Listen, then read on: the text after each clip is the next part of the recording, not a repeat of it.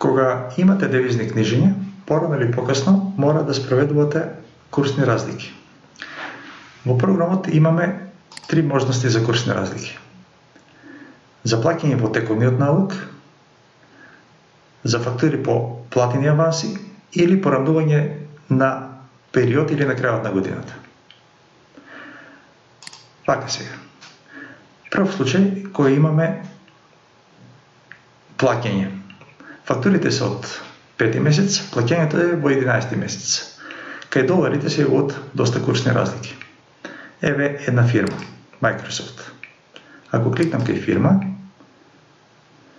девизниот дел е на 0, меѓутоа има денарски дел по основ на две фактури. Разлика. Значи 14.081 е разлика. Ако кликнеме овде курсни разлики, е едноставно за плаќање во тековниот налог со предложените конта или ги променуваме, кликнуваме само спроведи, програмот со секој плаќање спроведува курсна разлика. И сега ако кликнеме кај Microsoft и кај фирма, веќе и денарскиот и девизниот и денарскиот дел не се на 0, значи порамнети се. Порамнувањето е по курсот на плаќањето, независно од курсот на фактурата што било.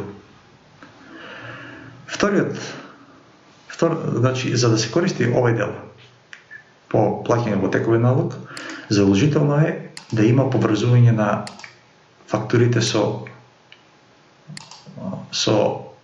плаќањата со фактурите.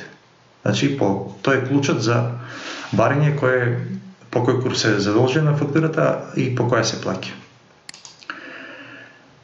Кога имаме обратно, кога имаме аванс на одредена дата и имаме фактура на друга дата. Значи имаме аванс и сега. Ако погледаме картицата,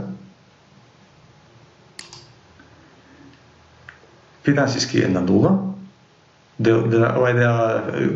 девизна е на 0, денарски не е на 0. Со избор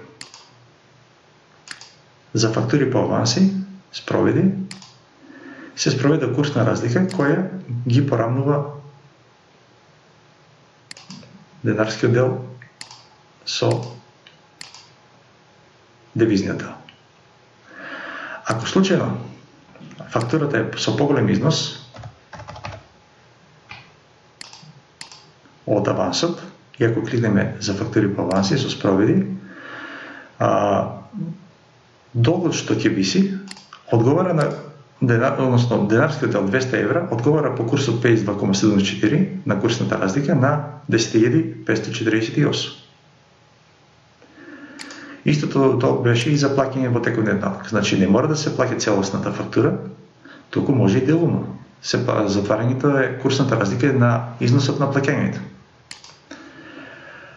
И третата опција, што најчесто ќе ја користите ако немате добра евиденција, е на крај на годината или периодично, може и периодично.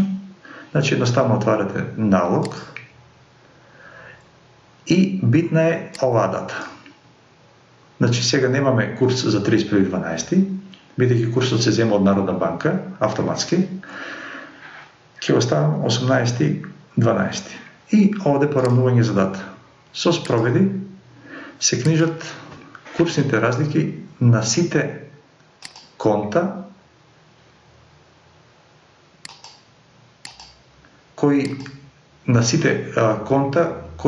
можно е да имат курсна разлика. А тоа се контата што се на 1000 и на 2000.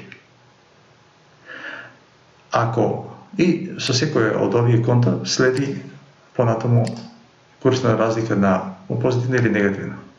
Автоматски четвртка или седмица. Значи ова и без проблеми веднаш може да избришеме или со спроведи веднаш се добива се.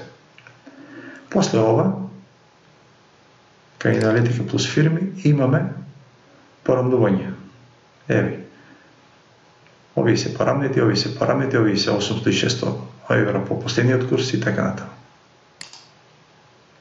Значи, многу едноставно за користење.